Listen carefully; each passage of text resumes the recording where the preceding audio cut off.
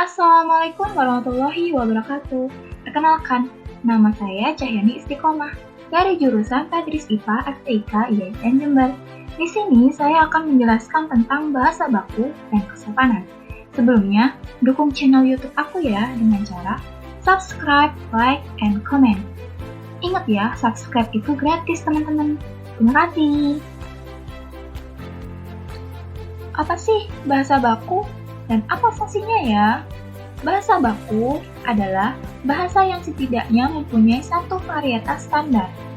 Menurut definisi ini, istilah bahasa baku merujuk kepada keseluruhan bahasa itu, bukan kepada bentuk bakunya sendiri. Di Indonesia, varietas baku tidak cocok digunakan untuk segala keperluan, tetapi hanya untuk komunikasi resmi, wacana teknis, pembicaraan di depan umum, dan pembicaraan dengan orang yang dihormati. Di luar keempat penggunaan itu, umumnya dipakai bahasa tak baku. Nah, apa fungsinya? Fungsi bahasa baku sendiri itu sebagai penyatu, pemisah, kerangka acuan, dan lain sebagainya.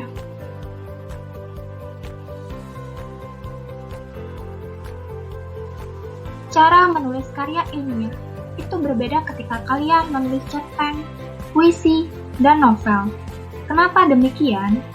Karena kalau menulis cerpen, bahasanya tidak harus baku. Bahasanya bisa menggunakan bahasa yang berbunga-bunga.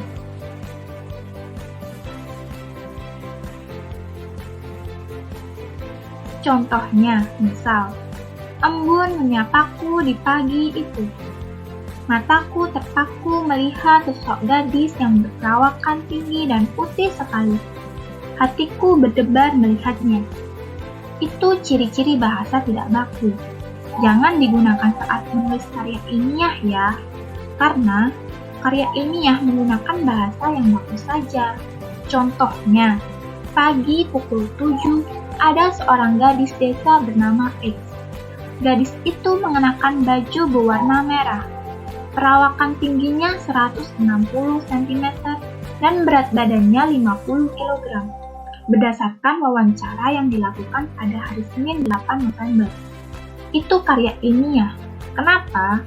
Karena di situ saya tidak mengatakan pagi itu saya bertemu dengan gadis cantik.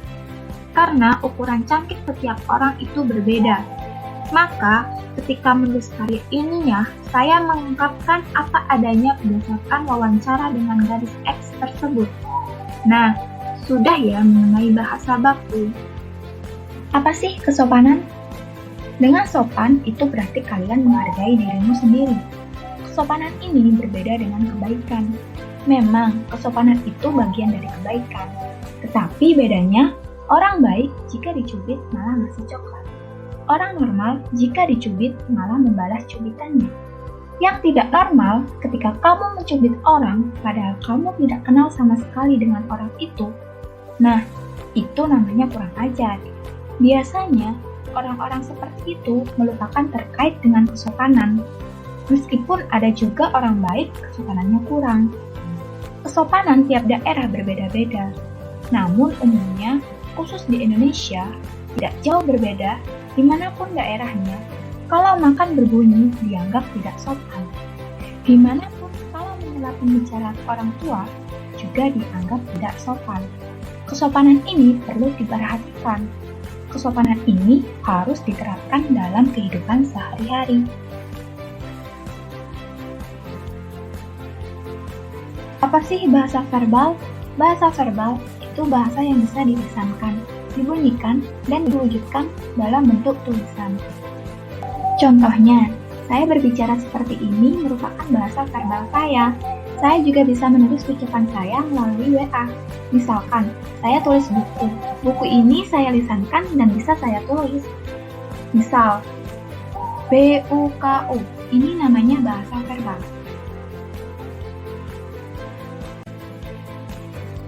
Berbeda dengan bahasa nonverbal.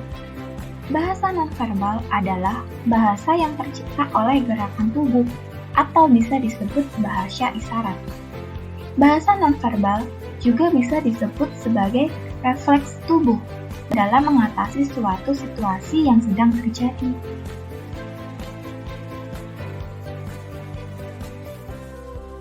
Contoh bahasa nonverbal. Kita bisa tahu anak ketakutan hanya melihat dari raut wajahnya atau gerak-gerik tubuhnya.